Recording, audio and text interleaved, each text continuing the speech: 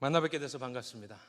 전 정승환 목사고 우리 강민성 목사님, 오래 한 우리 친한 목사님, 또 김근수 총장님 감사드리고, 또 기도해 주신 우리 청년 찬양 인도해 주신 분들 감사드립니다. 저는 나이가 그렇게 많지 않습니다. 94년도에 미국을 갔습니다. 김포 쪽에 있는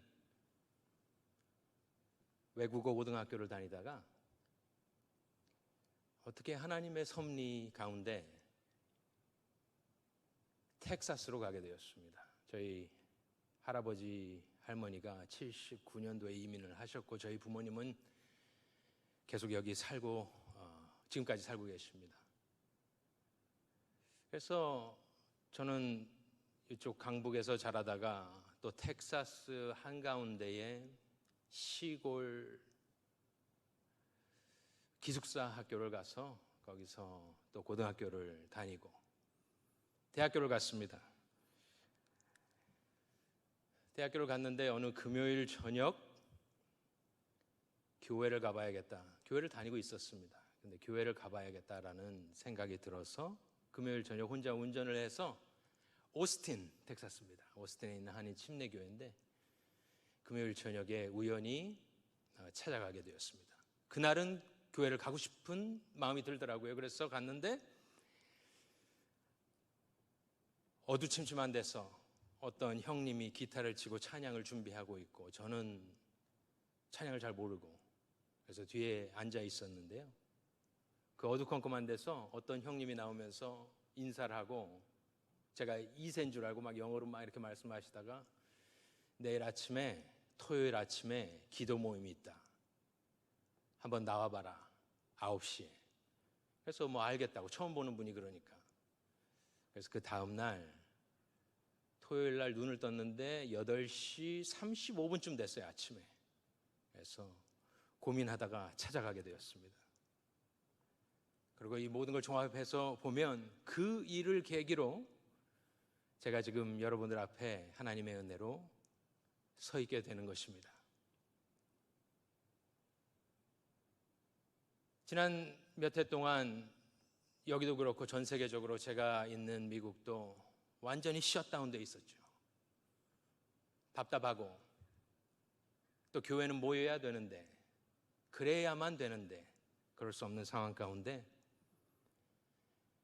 예전에는 그냥 옥중서신이다 그러면 그냥 갇혀 있었나 보다, 힘들었겠다 그랬는데, 지난 몇 년 동안은 이 옥중서신이 더 마음에 다가오게 되었습니다. 과연 사도 바울은 갇혔어. 여러분들 사도 바울 잘 아시지 않습니까? 얼마나 왕성한 에너지로 전 세계를 누비며 뛰고 달리셔야 하는 분을 하나님이 가둬놓으셨어요. 주전선수와 같은 분을 벤치에 앉혀놓으셨습니다. 그것을 어떻게 견디고 사역을 하셨을까 생각하면서 지난 한 2달 정도 이 빌립보서 1장 9절, 10절, 11절 말씀을 저희 교회 성도님들과 나누었습니다. 저는 짧은 시간이나마 여러분들과 이 세 구절을 잠깐 돌아보려고 합니다. 보통 우리가 이런 걸 읽을 때에 신학적인 부분, 뭔가 재밌는 부분, 이런 부분으로 보통 우리가 눈이 가죠. 그래서 같은 구절을 읽으면서도 쓱 넘어갈 때가 너무나 많습니다. 그런데 9절, 10절, 11절을 제가 이렇게 묵상하고 또한 설교하면서 보니까 이 짧은 구절이 그리스도인으로서 살아가는 인생의 전체의 목적과 본질을 간략하게 이렇게 보여준다 생각을 하게 되었습니다. 여러분들도 이 하나님의 말씀 마음속에 간직하시고 살아가시기를 바라요. 9절에 사도 바울이 기도합니다. 이거는 사도 바울의 말이 아니죠. 성령의 감동으로 하나님의 마음입니다. 하나님의 뜻입니다. 내가 기도하노라 너희 사랑을 더 풍성하게 하사. 여기에 중심적인 아이디어는 너희 사랑이 점점 더 왕성해져라, 내가 이렇게 기도한다고 합니다. 이 사랑이 목적어가 없습니다. 여기에 가만히 보면 너의 사랑, 무엇을 위한 사랑이냐? 주석을 찾아보면 두 가지로 나뉘죠. 서로 형제 간에, 믿는 이들 간의 사랑을 이야기하는 분들도 있고요. 그런데 문맥상 좌우전으로 보면은 너희 하나님을 사랑하는 그 사랑이 점점 더 풍성해지길 위해서 기도한다라는 거 보는 것이 맞겠죠. 보통 우리가 하나님의 사랑, 글쎄요, 모르긴 몰라도 여러분들 우리가 이곳에 앉아 있는 이유, 또 제가 이렇게 하나님의 은혜로 유학 갈 때는요, 목사 되려고 제가 가진 않았습니다. 그런데 하나님께서 여러분들 개개인을 사랑하시고 택하시고 불러주시고 섭리하셔서 이 자리에 앉아 계시는 거 아니겠습니까? 우리는 하나님의 사랑을 믿고 체험하였기 때문에 이곳에 와 있는 줄로 믿습니다. 우리가 보통 이런 하나님을 향한 사랑을 이야기하면 대수롭지 않게 생각할 때가 많습니다. 그런데 하나님의 성령으로 우리 가운데 새 마음과 새 영을 창조하시는 데서로부터 하나님을 사랑하는 마음이 생기게 되는 것입니다.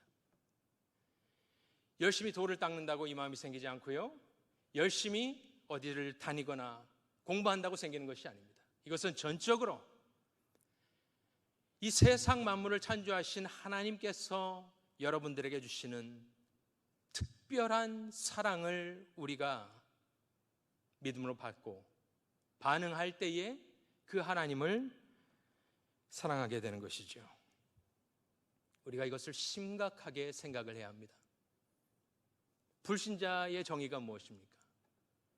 하나님을 몸과 마음과 뜻과 정성을 다하여 사랑하지 않는 것이 불신이고, 제가 오랜만에 와서 한국에 올 때마다 놀라는 것은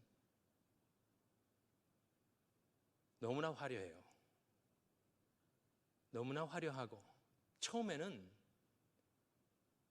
몇 해 전에 왔을 때는 제가 94년도 뭐 옛날 얘기도 아닌데 그때 미국 갈 때만 해도 막연하게 우리가 생각하지 않았습니까?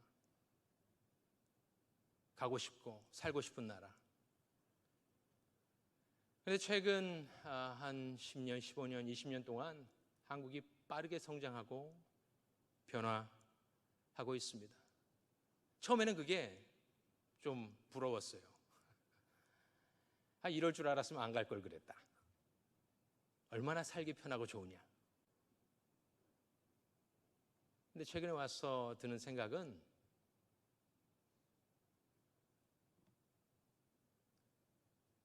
좋지 않다라는 생각을 종종 하게 되었습니다. 여러분들 사랑할 게 너무 많아요. 저는 합정동, 서교동, 그 홍대 앞에서 이렇게 자랐는데 너무 많이 변하고 수많은 젊은이들이 걸어가는데 저는 한국에 자랄 때도 그렇게 많은 젊은이들이 한 길을 걸어가는 것을 본 적이 없습니다. Y동, 바로 옆에 Y동을 갔는데요, 어마어마합니다. 여러분들, 하나님을 사랑하지 않는 것이 불신이고 불신 때문에 지옥을 가는 것이고요, 예수를 믿는 여러분들은 인생의 가장 중요한 것이 하나님을, 성삼위 하나님을 예수 그리스도 안에서 사랑하는 것이, 그리고 그것이 더욱더 풍성해지는 것이 가장 중요한 삶의 목적임을 믿으시기를 바랍니다. 우리는 기관차와 같은데 사랑이 끝나는 것이 철로가 끝나는 것이에요. 그 뒤에도 철도가 끊겨도 철마가 가긴 갑니다. 근데 허상이죠. 가짜예요. 그리고 언젠가는 사고가 나게 되는 것입니다.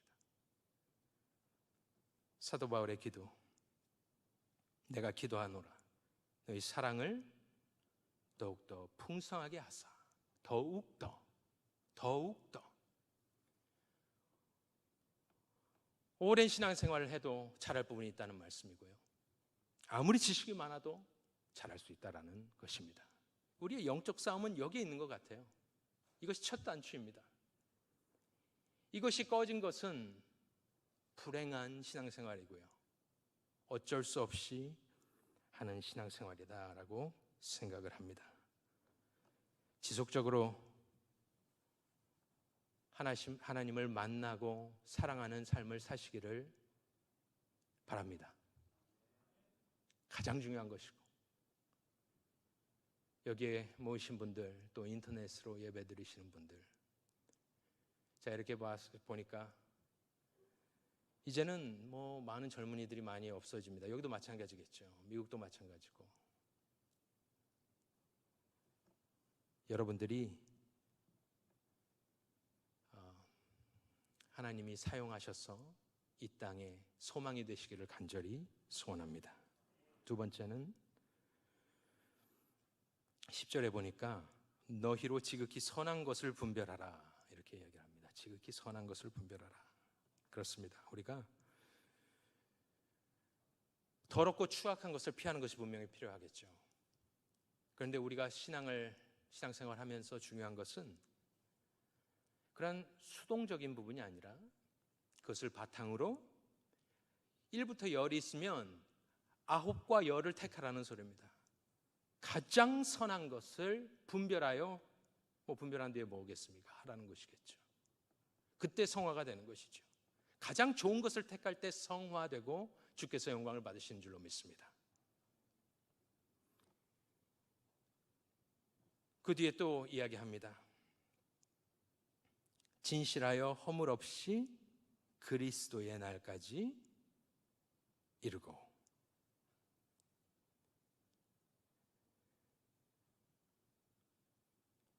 진실하여 허물 없이.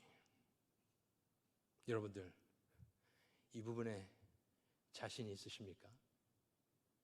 하나님을 사랑하는 그 사랑이 풍성해지지 않으면 여기서 금방 드러나게 되는 것입니다.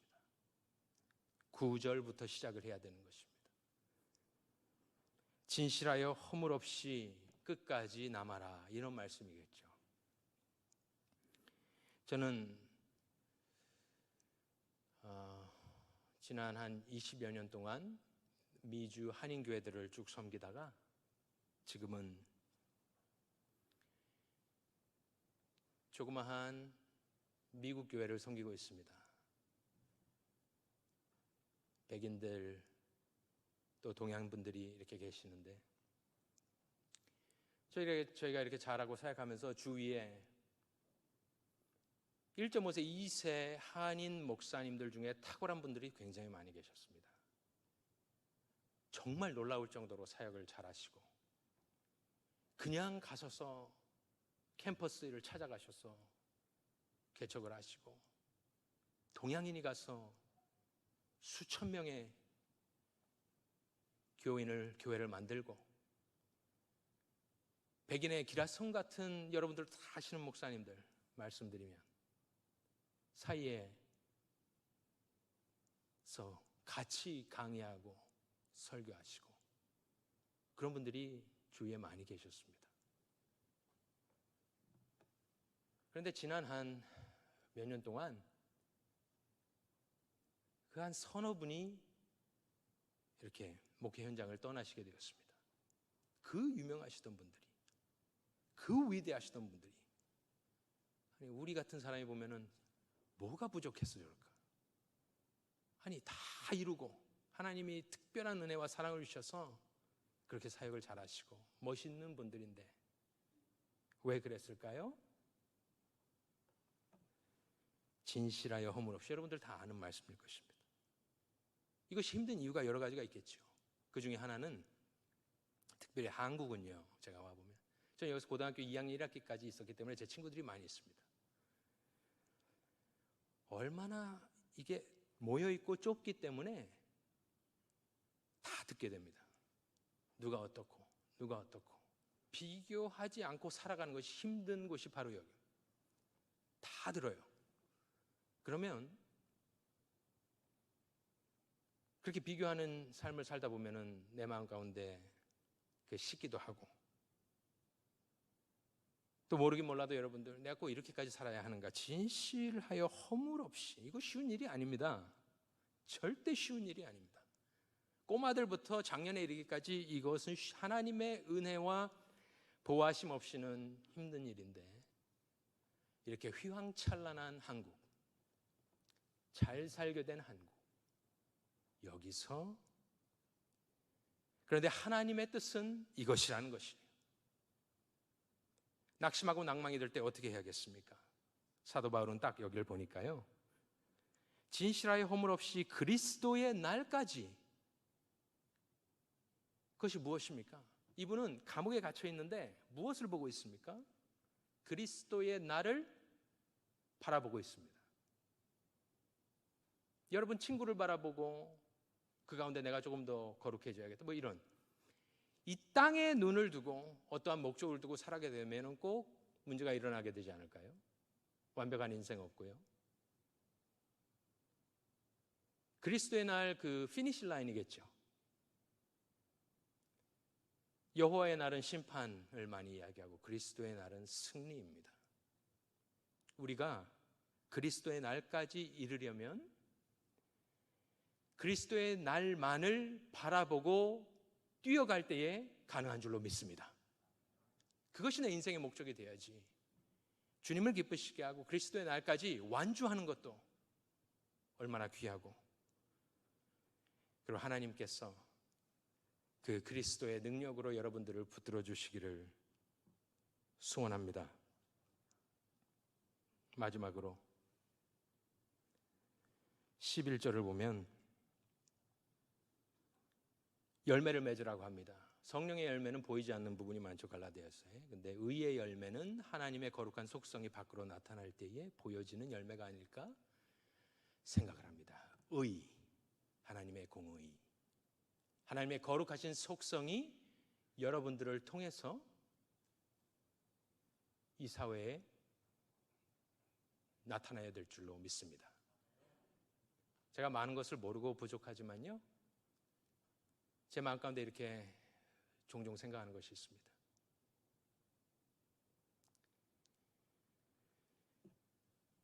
미국 사람들은 수수합니다.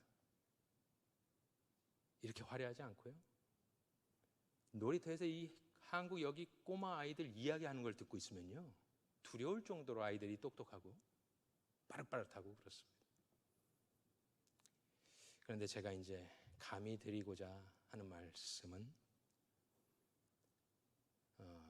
이 시대에 하나님께서 요구하시는 것이 무엇이겠습니까?